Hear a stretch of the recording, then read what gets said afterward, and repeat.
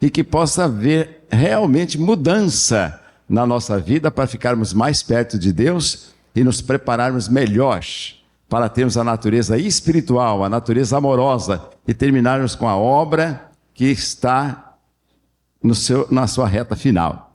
Eu tenho um casal aqui muito especial que eu encontrei ontem. E eu convidei e eles vieram ontem. E vieram hoje de manhã. E à tarde eu quero apresentá-los para vocês, esse casal simpático. Pessoas daqui da nossa sociedade. O Espírito de Deus está trabalhando. E nós temos que pegar firme para terminarmos a obra que está sobre a nossa responsabilidade.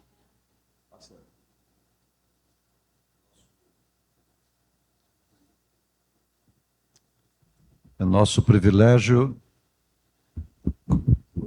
estar nesse momento diante de nosso Criador, né? Com a atenção dos céus, e poder abrir a sua palavra para nos ajudar. Uma rápida informação na introdução. Como esse assunto tem uma certa extensão e profundidade, a gente não consegue, num momento assim mais curto do culto ou de uma palestra, aprofundar mais o assunto. Mas vocês têm uma possibilidade de aumentar essa compreensão com alguns conteúdos e algumas palestras que estão neste site, saudebiase.com.br. O irmão Israel e nosso irmão Kleber, lá em Uberlândia, em Minas Gerais, estão trabalhando para aumentar os conteúdos e poder nos ajudar a ter um entendimento mais amplo desta mensagem. O irmão Mário está alegrando vocês com presentes? Então aí vem 2 presentes para aqueles que tiverem interesse. Se você entrar lá no site e se inscrever, um presente é esse capítulo que tem mais ou menos 40 páginas, alimentando-se conforme as leis naturais. Quando a gente fala da mensagem de saúde, uma das grandes dificuldades é relativa ao que comer e o que beber, né? Como preparar, como combinar os alimentos, né? O que é melhor para a primeira refeição, a segunda, a terceira refeição. E aí você vai ter um estudo assim de Gênesis e Apocalipse, né, sobre esse assunto, baseado na revelação. É um legado que a doutora Elisa nos deixou, de um material bem estudado.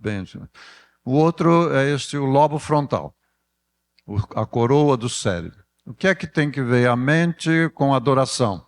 Num estudo científico, na fisiologia, e vai estar à disposição de vocês. O Dr. Neil Needle tem alguns livros publicados pela Casa Publicadora, mas ele escreveu esse livro, é um livro de mais de 1000 páginas, e nós separamos esse capítulo que tem que ver com os nossos estudos, e pode estar à disposição de vocês também, digitalmente falando, né? Está ali nesse caminho. Então, nesse momento, vamos abrir a palavra em 2 Reis, capítulo 6. Já tivemos o privilégio das orações intercessória e do Espírito, né, que nos toma conta neste momento, dos cânticos, que faz bem à alma, né? Quando a gente pode participar do canto congregacional, é uma coisa muito importante.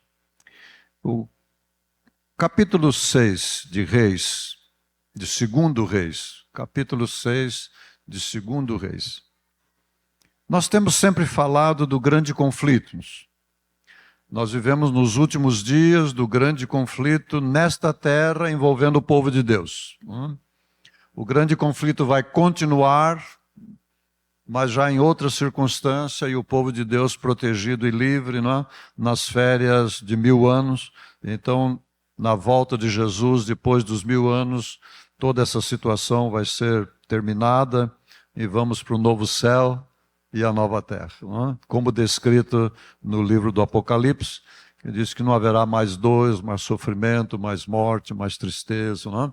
E vamos estar diante do Senhor por toda a eternidade.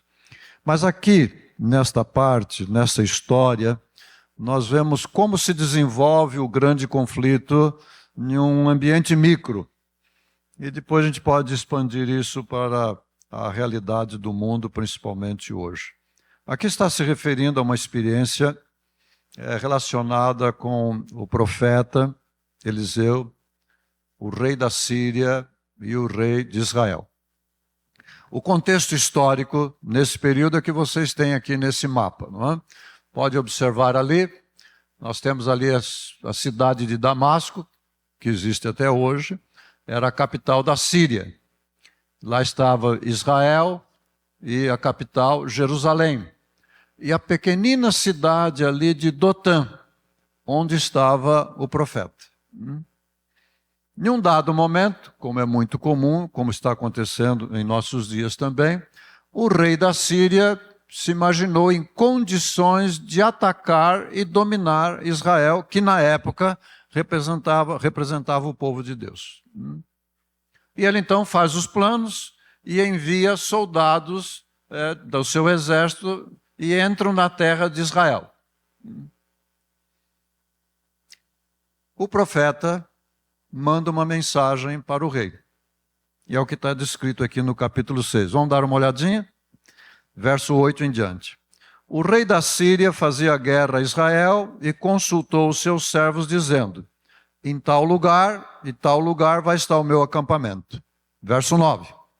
Mas o homem de Deus, o profeta, enviou ao rei de Israel uma mensagem dizendo: guarda-te de passares por tal lugar, porque ali o inimigo, os sírios, desceram ali. Verso 10. Por isso o rei de Israel enviou àquele lugar, de que o homem de Deus lhe dissera, e de que tinha avisado, e guardou-se, não uma nem duas vezes. A tradução dessa palavra é protegeu-se. O rei Israel foi protegido pela atitude do rei de ouvir os conselhos e a orientação do profeta. Isto provocou uma reunião do outro lado.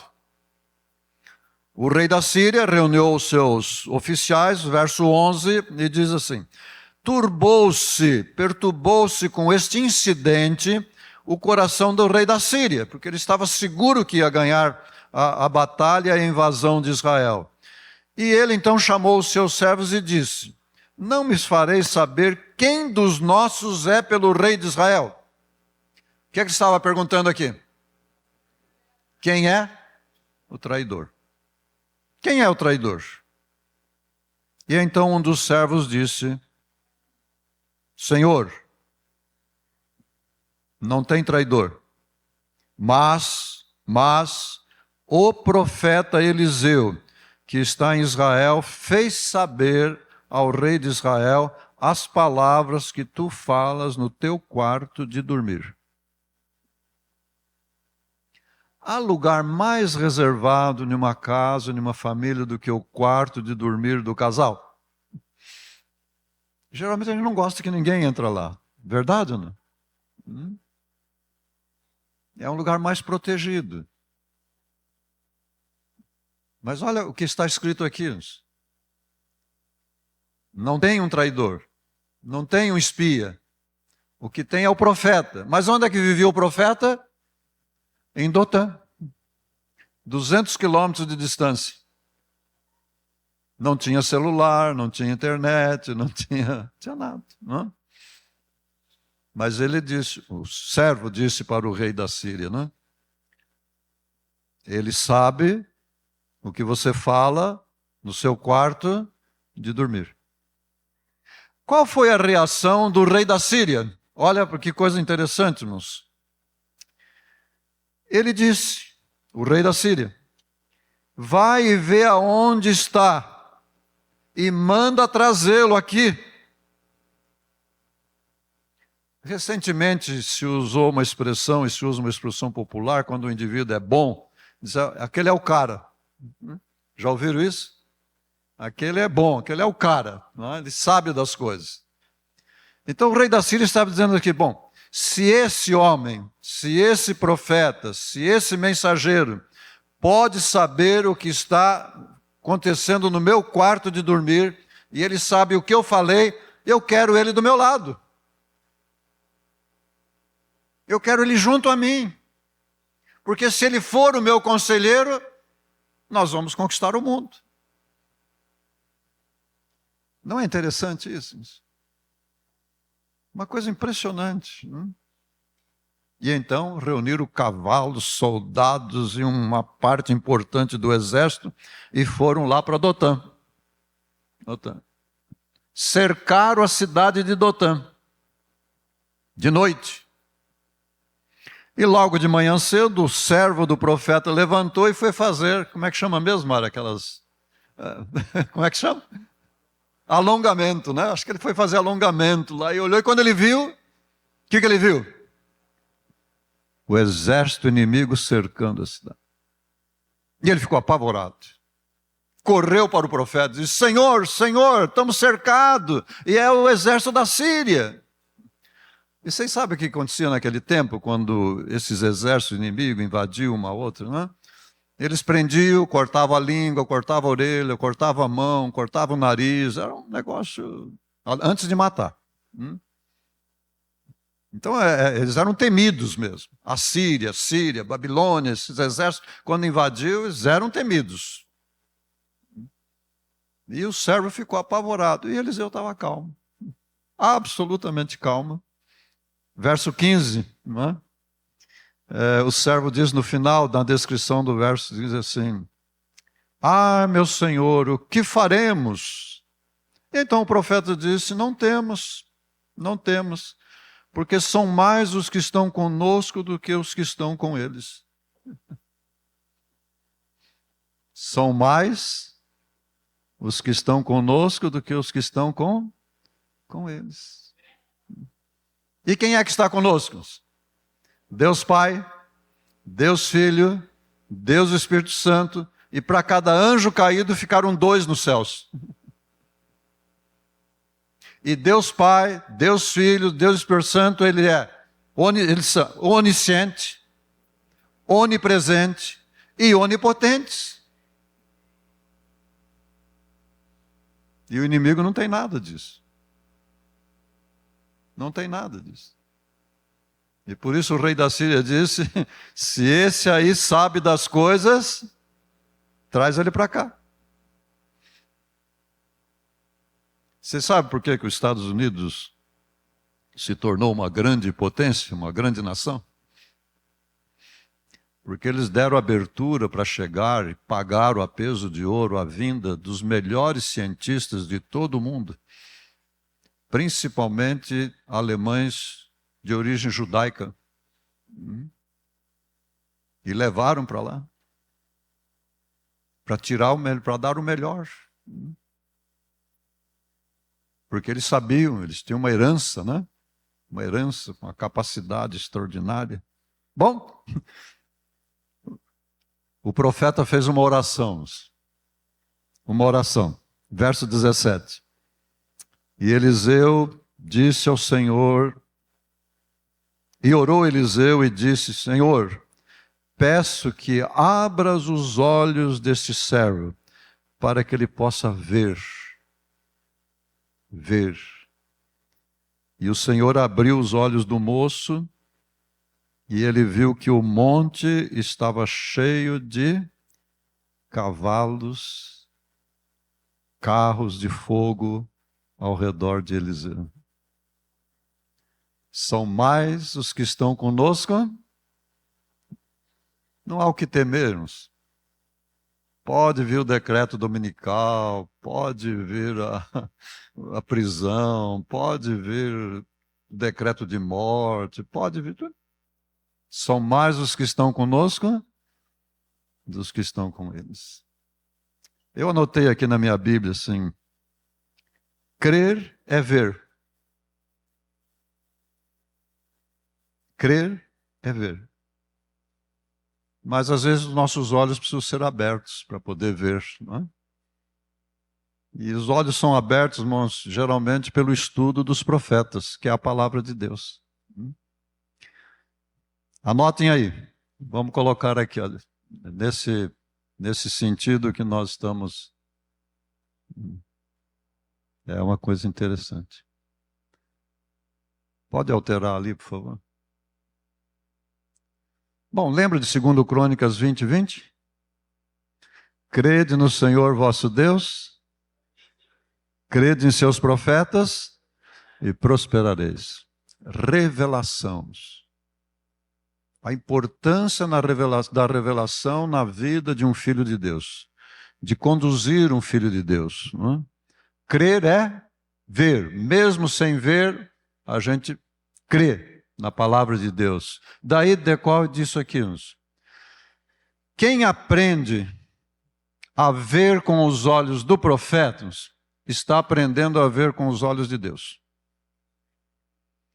Que o profeta é como nós, seres humanos, mas recebe uma iluminação especial do Senhor para comunicar uma instrução. Quem aprende a ver com os olhos do profeta, está aprendendo a ver com os olhos. Vamos repetir? Quem aprende a ver do profeta, aprende a ver com os olhos de Deus. E o que acontece? Ele vai ver primeiro, ele vai ver mais detalhes e ele vai ver mais longe. Vamos repetir? Quem aprende a ver com os olhos do profeta, aprende a ver e ele vê primeiro, e ele vê mais detalhe, e ele vê mais longe. Vocês dizem amém? Amém. Louvado seja então a importância do profeta. Não a pessoa do profeta, o papel do profeta que ele desempenha. Para nos permitir conhecer a palavra de Deus, a voz de Deus, para o tempo em que nós estamos vivendo.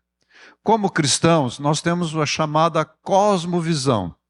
É a maneira de ver o mundo à nossa volta, o mundo que nos circunda. Há diferentes cosmovisões.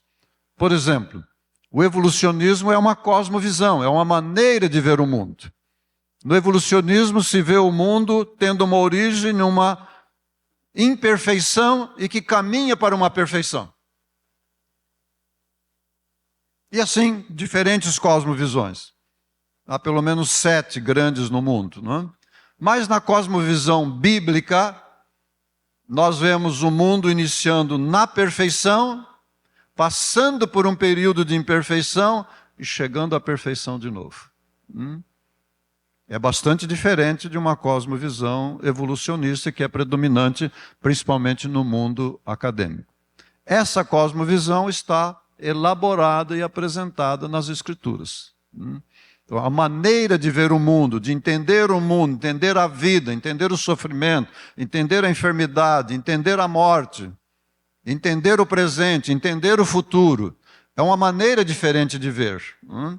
E essa maneira tem sentido quando a gente estuda no seu contexto todo. Então, na cosmovisão bíblica, o que nós encontramos? Uma origem perfeita, um período de imperfeição e, novamente, a perfeição.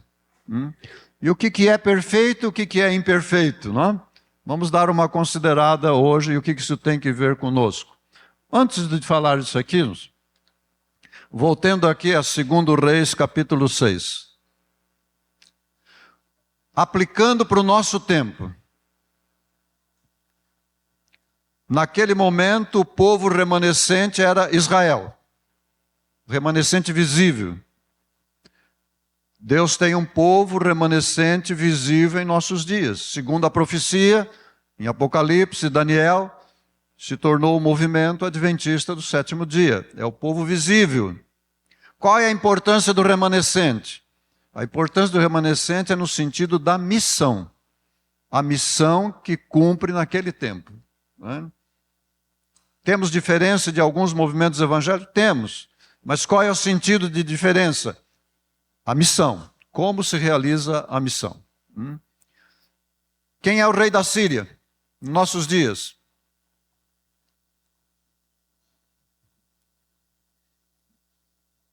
Vou fazer outra pergunta.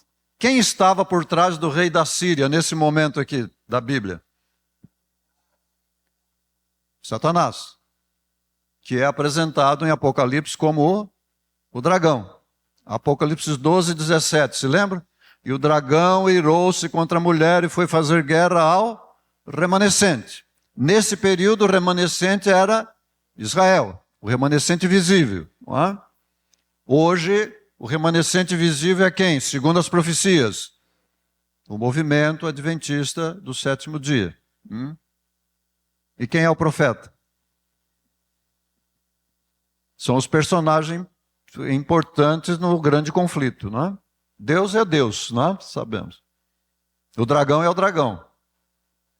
E quem é o profeta?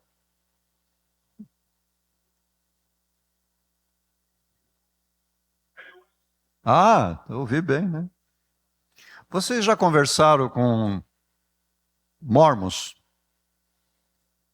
Tiveram oportunidade? Acho impressionante. Olha, impressionante mesmo. Você começa a conversar com dois, geralmente eles estão dois, não é? Dois jovens missionários. E você vai conversar com eles, ou eles vêm conversar com você. Ele pode falar 10, 15 minutos na Bíblia. Mas na sequência eles apresentam o profeta Smith. Eles não se envergonham do profeta que tem. Não se envergonham. E apresentam a doutrina, apresentam o livro dos mormons, apresentam... Eles não têm... Já conversou com um espírita que entende da filosofia? Então, para o espírita que estuda, Moisés foi uma grande revelação, Jesus foi uma revelação maior do que Moisés, e os médios espíritas é uma revelação maior do que Jesus. E eles não se envergonham de apresentar dentro do contexto da espiritualidade, que eles não se envergonham. Eles creem assim, e assim eles proclamam. Mas nós, particularmente, temos um certo acanhamento, ou não? A gente tem um certo acanhamento de apresentar a revelação no contexto de hoje. Imagina aqui, nesse contexto de 2 Reis, capítulo 6, se o rei de Israel tivesse dito assim, pois é, o profeta está lá em Dotã, centenas de quilômetros. Como é que ele sabe esse negócio aí da invasão do rei da Síria? Ele podia ter rejeitado, não podia? Mas ele aceitou. Outras circunstâncias, os reis rejeitaram. Em geral, o profeta do dia é rejeitado na história bíblica, em geral. Teve até casos que pegaram o profeta, amarraram e botaram dentro de um poço. Em geral, o profeta do dia é rejeitado. Isso na história bíblica. Mas ele aceitou. E o que diz lá? Não uma nem duas vezes eles foram protegidos. Qual é o principal papel da mensagem dos profetas nos dias que nós vivemos? É proteção. São mensagens para proteger. Se rejeita a mensagem profética, está sem proteção. Ou se perde em grande medida a proteção.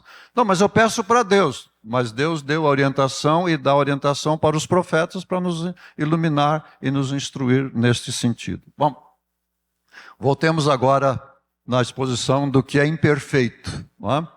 Como foi criado o ser humano? Lembra em Gênesis, capítulo 1? Como foi criado? A imagem e semelhança de Deus, do Criador. O Criador não falou isso? Vamos fazer o homem a imagem e semelhança a nós. Bom, se nós queremos entender como foi aquele ser humano que saiu das mãos de Deus, nós temos que entender quem era Deus, o Criador. Moisés falou do Criador quando ele se apresentou. E qual foi a expressão de Moisés quando ele teve contato mais próximo ali com o Criador? Se lembra? Ele queria saber mais. E Deus passou diante dele. E ele disse, Senhor, Senhor, Deus, o quê? Compassivo. Deus misericordioso. Deus paciente, cheio de amor e fidelidade. Aí a mamãe quer educar o filhinho, a filhinha com bons costumes, diz assim: não faz isso que Deus castiga. Já ouviram isso? Isso é uma deseducação. Não faz isso que Deus castiga. Deus é um Deus compassivo, misericordioso, paciente, cheio de amor e fidelidade. Que coisa maravilhosa, extraordinária, não é?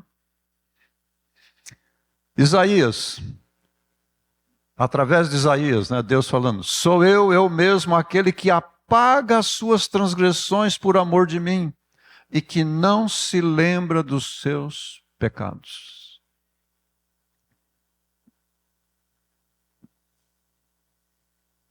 Pecado passado, pecado confessado, pecado arrependido, acabou. Às vezes tem briga de casal, né, e passa 20 anos, e aí pega lá o passado e joga na frente, né? Mas Deus não faz isso com a gente. Pecado perdoar, confessado, pecado perdoado, transgressão perdoada, acabou. Não tinha o dia da expiação lá? Não é? Acabou. Para Deus não conta mais. Esse é o Deus. E o ser humano foi criado à imagem e semelhança de Deus. Como era esse ser que saiu das mãos de Deus? Antes do pecado. Como era esse ser? Era assim também. Dessa natureza. Compassivo, misericordioso, perdoador. Nos Salmos: não reprovará perpetuamente, assim como o céu está acima da terra, assim é grande a misericórdia para os que o temem. Qual é a distância do céu para a terra, ou da terra para o céu? Grande a misericórdia, não é? E ele conhece a nossa estrutura e lembra-se que somos pó.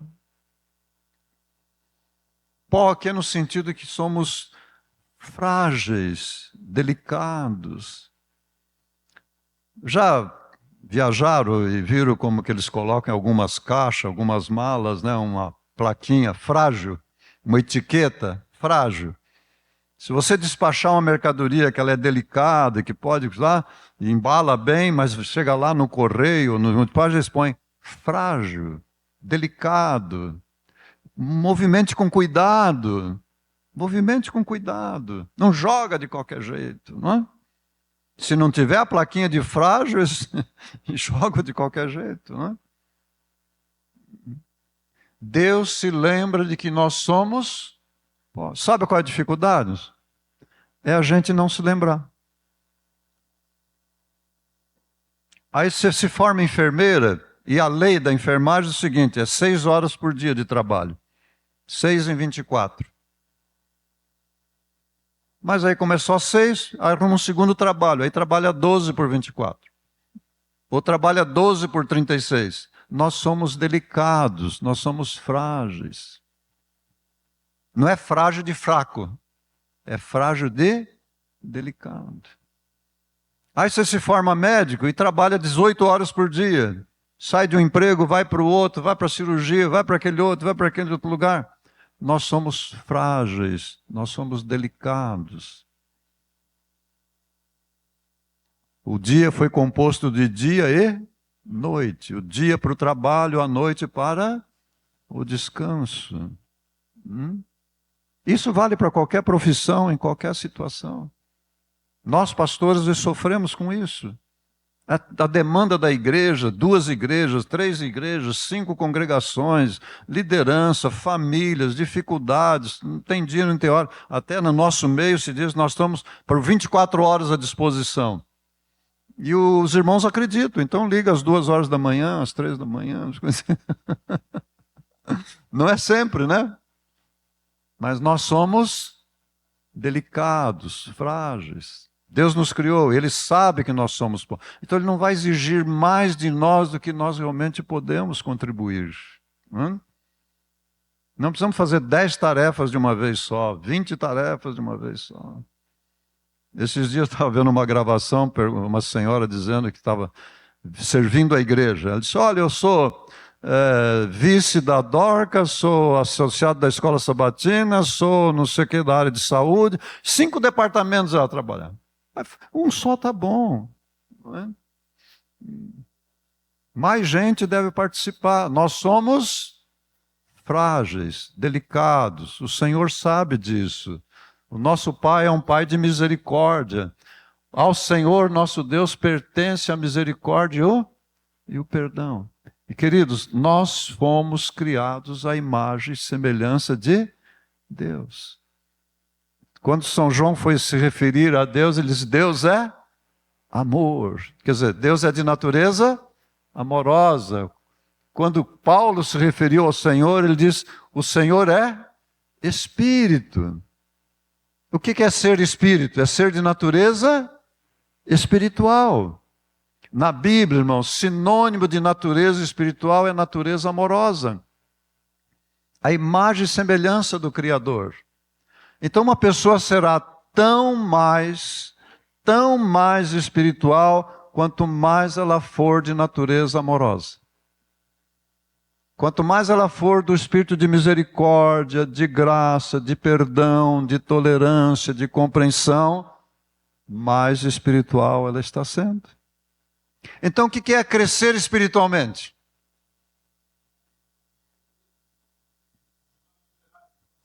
O desenvolvimento da natureza amorosa. E às vezes nós fazemos semana de reavivamento, semanas de oração, e nós concentramos o assunto no abandono do pecado. E alguns pregadores têm uma habilidade danada de nos fazer sentir pecadores mesmo.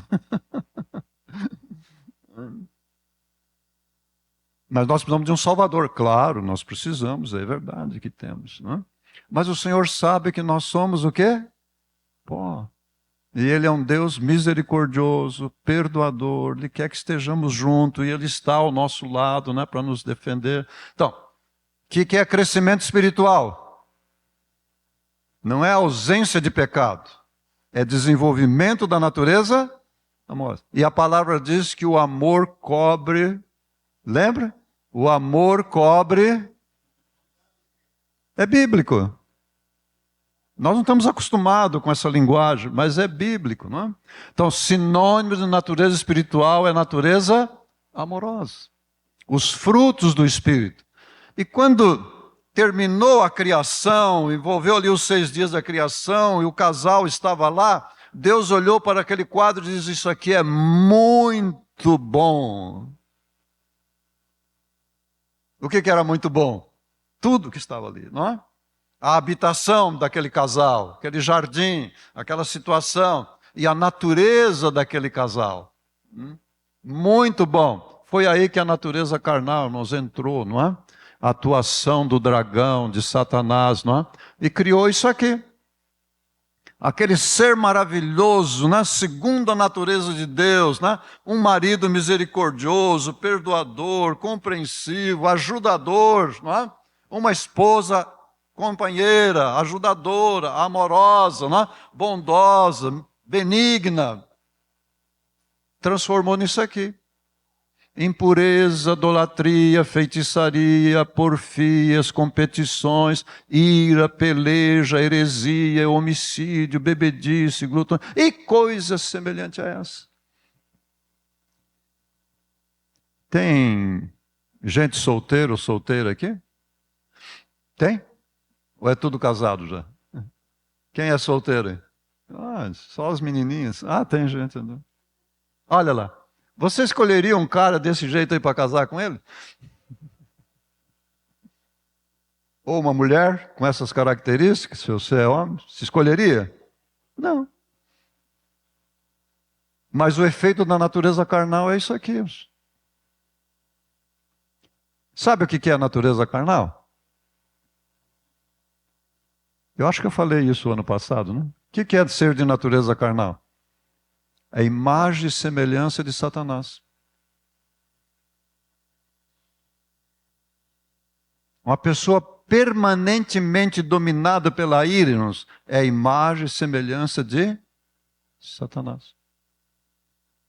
Então, o assunto da natureza carnal é um assunto seríssimo, seríssimo.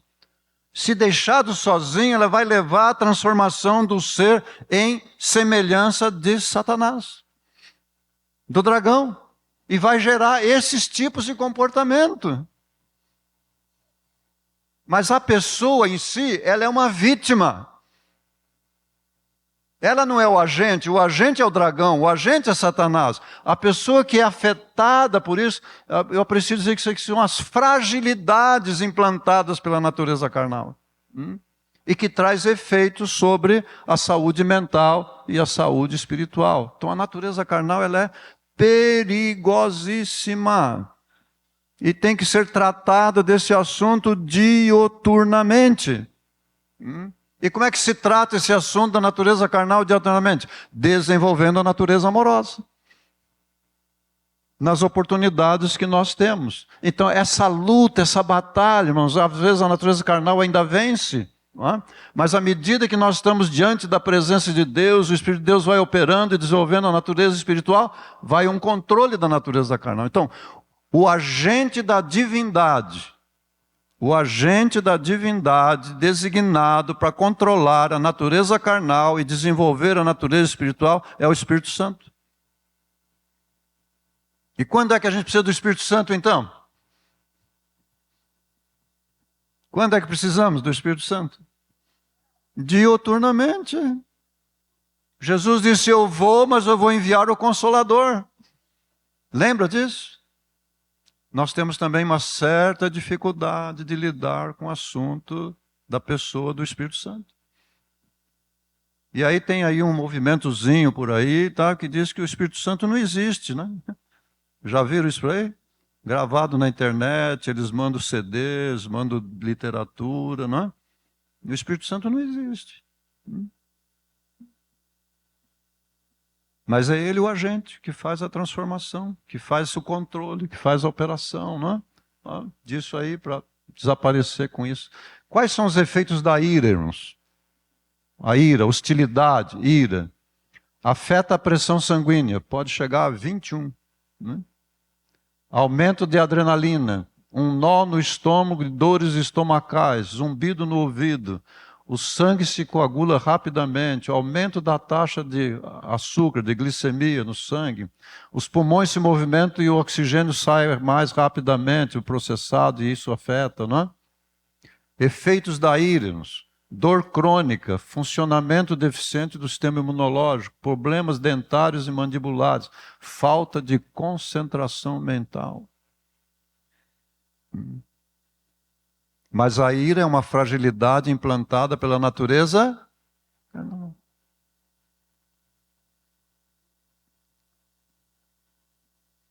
E a gente então precisa ter cuidado com isso, não é? Da natureza amorosa é o quê? Paciência, tolerância, perdão, misericórdia, não é? E isso afeta especialmente as crianças, né?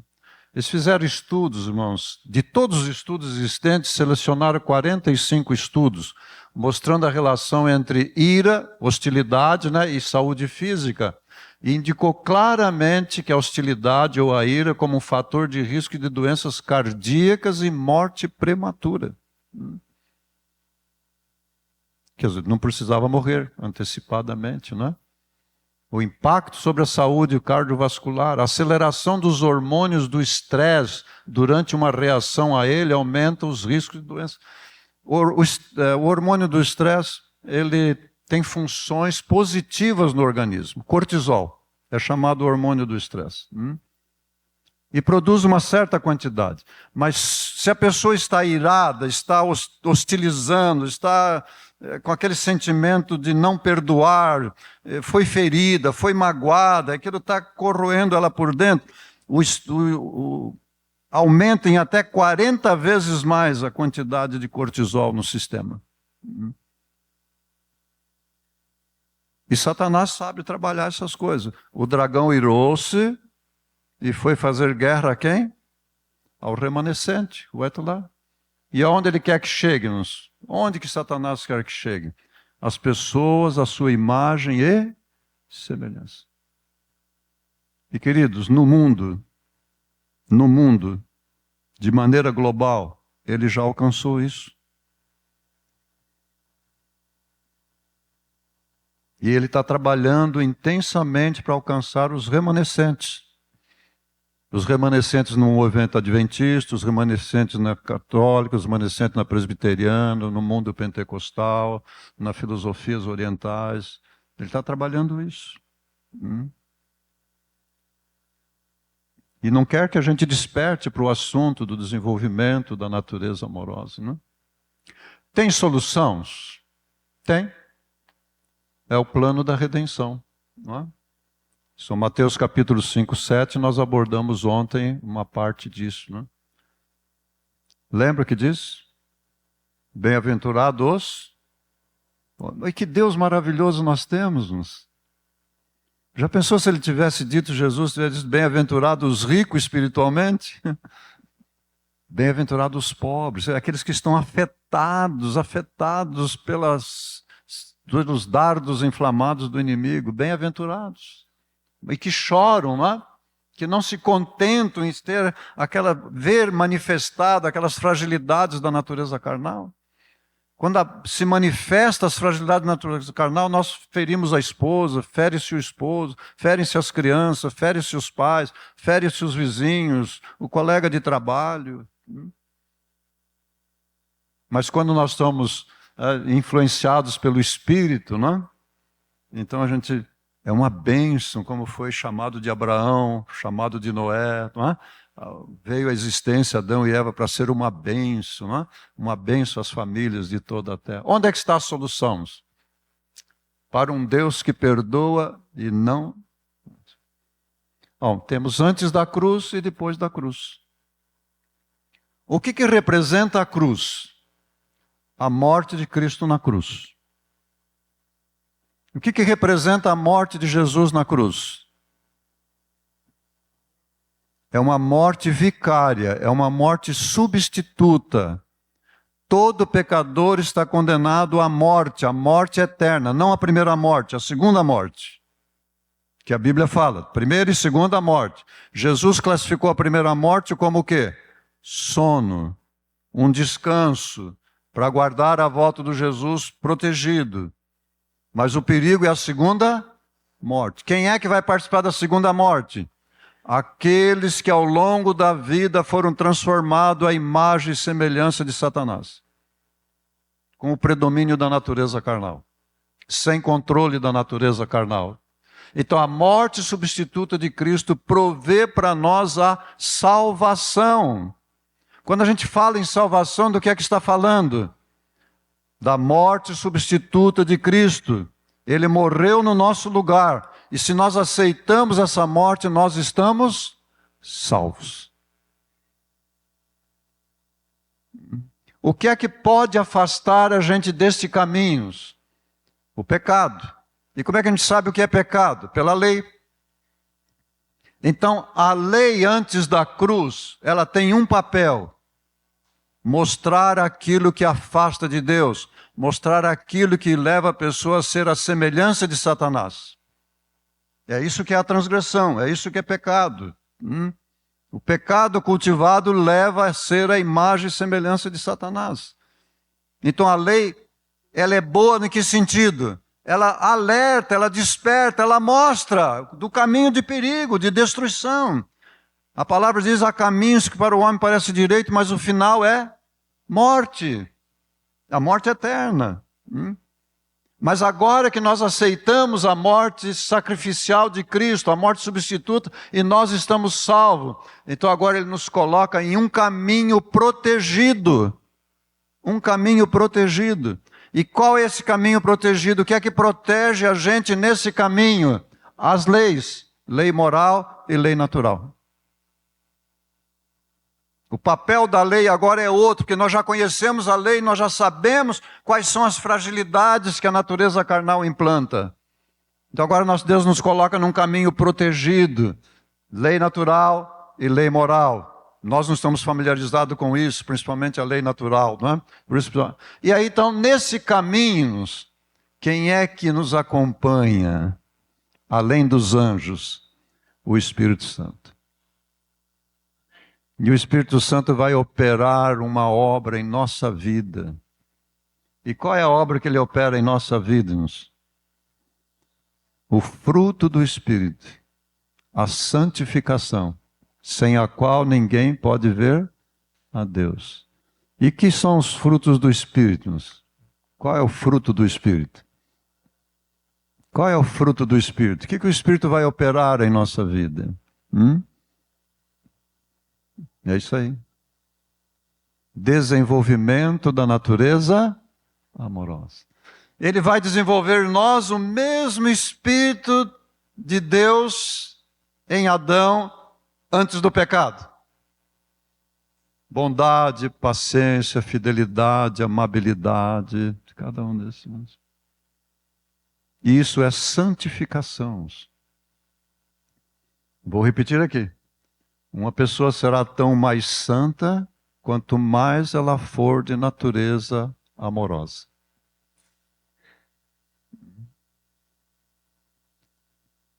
Repito, não é ausência de pecado. Porque mesmo que a gente não cometa nenhum ato errado, nós ainda somos pecadores. A natureza carnal só vai ser tirada quando Jesus voltar. Aí não vamos ter mais nada como foi antes do pecado. Mas enquanto estamos nesse mundo, ainda que não cometamos nenhum erro, nós ainda somos pecadores. Pecadores salvos. Pecadores arrependidos, não é? Pecadores que choram quando uma fragilidade da natureza carnal se manifesta, não é? Se manifesta. Então, qual é a grande obra do Espírito? Quando se fala nos sinais do fim, nos eventos finais, nos últimos momentos, a gente está esperando uma grande manifestação do Espírito e vai acontecer. Curas maravilhosas, pregações maravilhosas, milhares de pessoas se convertendo, vai acontecer. Mas hoje, qual é a obra principal do Espírito? Trabalhar em nosso coração, em nossa mente, para desenvolver a natureza, a imagem e semelhança de Deus.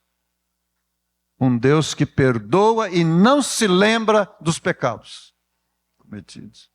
Vocês não dizem amém? Não é maravilhoso isso? Agora, uma linha lá da lei de produção é lei natural.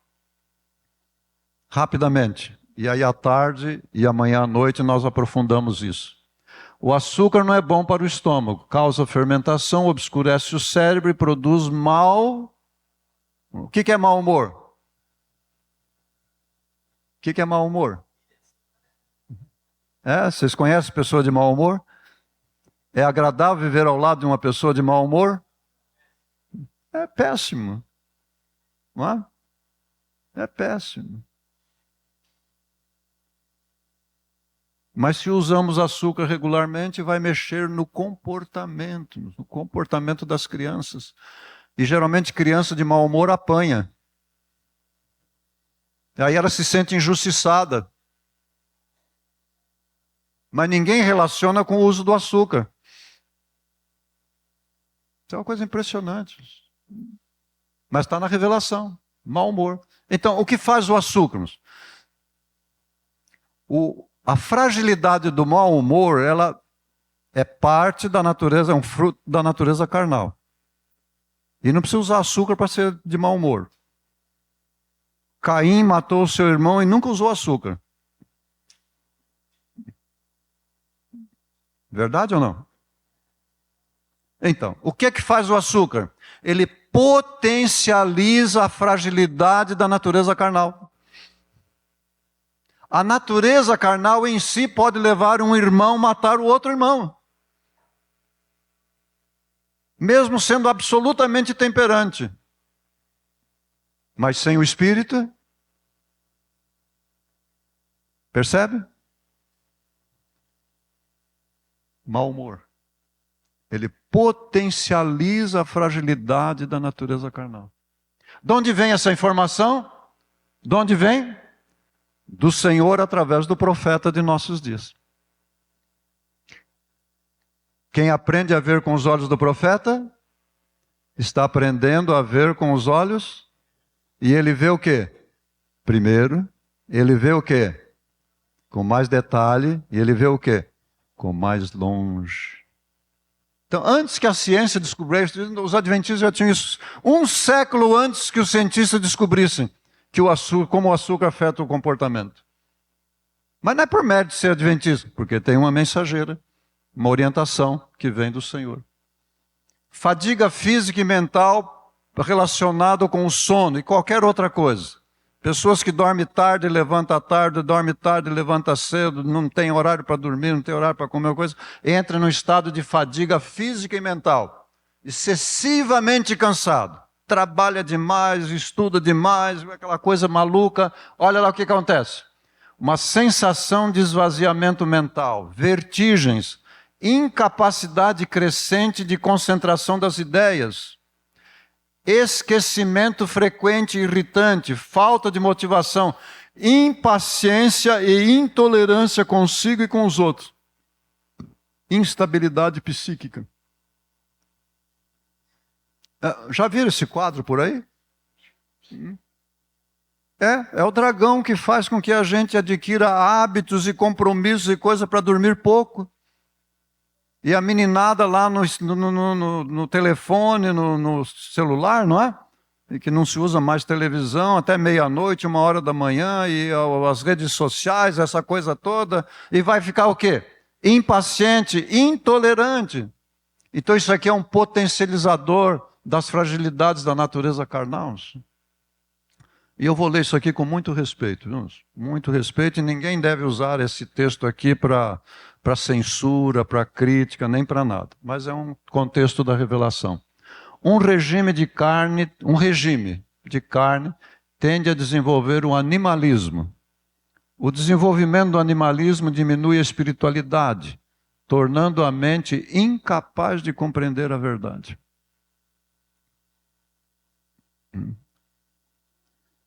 Desenvolve Qual é a diferença do animalismo e a espiritualidade? O animal, ele age por instinto. E nós fomos criados para agir pela razão, não é? É impossível os que dão rédea solta ao apetite alcançar perfeição cristã. Que tipo de perfeição cristã? Desenvolvimento da natureza amorosa. Não é? Qual é a ligação da mensagem de saúde, irmãos, com espiritualidade? Qual é a relação da mensagem de saúde com santificação? É essa reflexão que nós podemos fazer estudando. Esses imagens eu mostrei para vocês no ano passado, mas só para a gente recordar, né? Como a natureza amorosa se manifesta no reino animal, especialmente na maternidade. Olha, essa aqui merece ser vista, né? Olha esses bichinhos aqui. Eu acho isso aqui maravilhoso, né? Olha. Isso aí que pode pesar, irmãos, 6 toneladas um elefante. Olha com o cuidado com o bebezinho ali, né? O cuidado. E a gente chama de fera, né? Olha, que doçura. Olha o semblante da mãe. Olha o semblante da mãe. Olha o aconchego do filhotinho. Deus se lembra que nós somos pó. A gente precisa se sentir assim, abraçado por Deus, né? Assim, olha, bem cuidadinho ali, né? Ai, mas eu sou pecador. Ai, eu fiz isso, fiz aquilo. Confessa, se arrepende, e o Senhor não se lembra mais, e Ele está abraçado com você. Né? Não é maravilhoso, irmãos? Uma coisa, olha.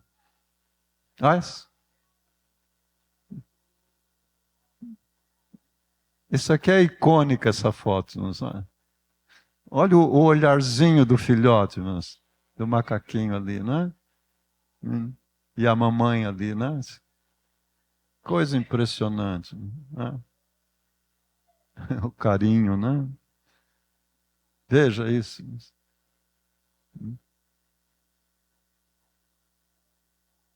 Eu gosto dessa aqui, estou repetindo, né? Ali está a fêmea e o machinho está chegando. Olha. É tudo que o ser feminino gostaria de receber, né? Um abraço, a proteção, o carinho. palavras suaves, benignidade, lembra? Tecido de pelica, tecido de pelícanos. Mensagem da mensageira do Senhor, né? De Deus, né? Vou me exercitar na paciência, na bondade, na longanimidade, para que as virtudes cristãs possam hoje ser desenvolvidas em natureza amorosa. É um processo de desenvolvimento.